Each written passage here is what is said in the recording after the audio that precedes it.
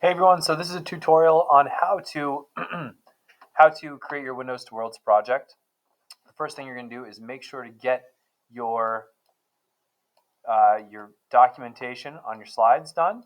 So you're going to go to the Windows to Worlds presentation. Look at some inspiration here. Don't reuse anything you see. Create something new and original and unique. And you'll see that there's two slides that I'm looking for you to populate. The first one looks like this. This is what we did on Monday. And the second one looks like this, where we're using these resources here to find an article that we can create a visual graphic for. Okay, so I'm going to jump right into it. And I'm going to open up a tab, and I'm going to call it, photopea.com, because that is the URL that we're using, the software that we're using to create this project. Now, the first thing I'm going to do is create a new project. I'm going to change pixels to inches, and I'm going to set the width to 11 and the height to 8.5. That is your standard computer size, letter size piece of paper. Okay, so 11 inches wide, 8.5 tall, 72 DPI. Well, I'm going to change that to 350 because that's what the DPI, the dots per inch, that when you print at, will give you a good crisp image. So 350 is a good one. Click create, and here it is. 11 inches wide, 8.5 tall. Write down these hotkeys. Control plus will zoom you in. Control minus will zoom you out. All right. You can use your space bar to move around your document. If you click and hold the space bar, you can move around. Okay. You should always have transform controls on. That's right up here in the top left under layer. You should always have that on. And I'm going to show you why we need that on. Okay. So my article was about SpaceX reporting LA County's highest number of workplace COVID-19 cases. So my immediate thought was to use a rocket ship, right? Because this is SpaceX. So I'm going to open up a new a new tab, and I'm going to type in SpaceX. I'm going to select images, and I'm going to find one in here that looks good. And remember, I'm thinking about this as either the window or as what is revealed behind that window. So I like the idea of having some astronauts.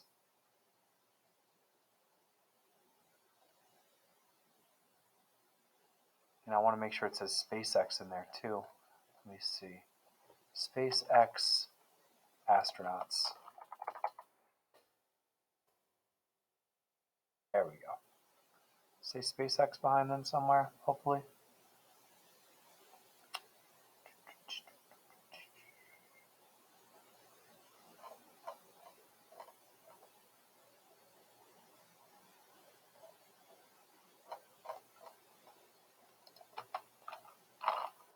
Type in logo also. Maybe that'll help.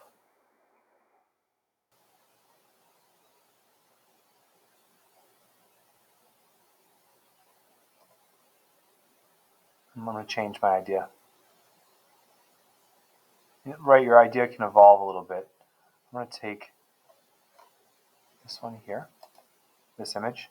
I'm going to, if I'm using a Chromebook, I'm going to tap with my two fingers, and that will copy the image. I'll go back to Photopea and paste it. Now, guys, the reason why those transform controls are so important is because you can now select the edge of this image to scale it up. Okay? If this is not on, you are unable to adjust the size of your image. Please watch. So I'm going to place this. Okay? So now that's in place. If I turn transform controls off, watch what happens. I can't scale the size of it. I can move it, but I can't scale the size of it. And I want to be able to adjust the size of my image. Okay? So there's the first one. Now I'm going to find an image to reveal. So I'm going to go in and find a something COVID related. COVID under a microscope. Yeah, COVID microscope. Here we go. So something like this. I'm going to double right tap with 2 fingers on my keypad, copy the image, go back to Photopea and paste it. Now notice I have my transform controls on so I can scale this up. This is in front of my other layer. I want this to be revealed, so I'm going to move this layer down below. All right. Now when I erase something, if I erase the shield in this helmet, okay, I have to be selected on the layer I want to erase from, that top layer. If I select that and I click delete, it's going to reveal what's behind it. And that's a pretty good crop job right there. I kind of like the way that felt, or the way that was placed. So now what I can do, guys, is I can just go back to my COVID layer and I can move this around till it looks right. I can turn it if I hover by the edge, by the corner, I should say. Okay. So there it is. All right.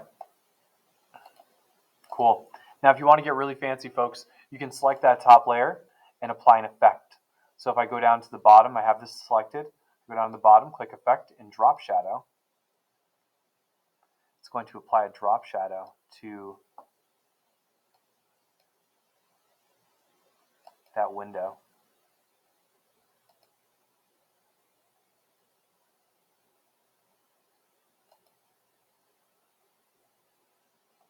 And I'll show you with and without the drop shadow if I turn it off.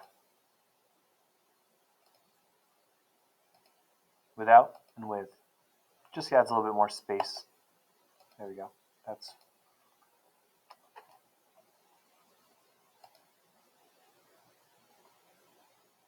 with and without. With. I like it with. All right. So always remember, when you are finished with working on your project, go to File, Save as PSD, and tell it where to go. Okay, you're going to save it to your computer. Save it to your Documents folder. Call it a name that you'll remember, like Studio Art _9. That should work. And that way, it'll be easy to find next time you need it. All right. Now, to save this to your digital sketchbook, folks, you're going to go to File, Export as a JPEG. And that'll flatten it. You won't see the whole thing, but I assure you it's all there.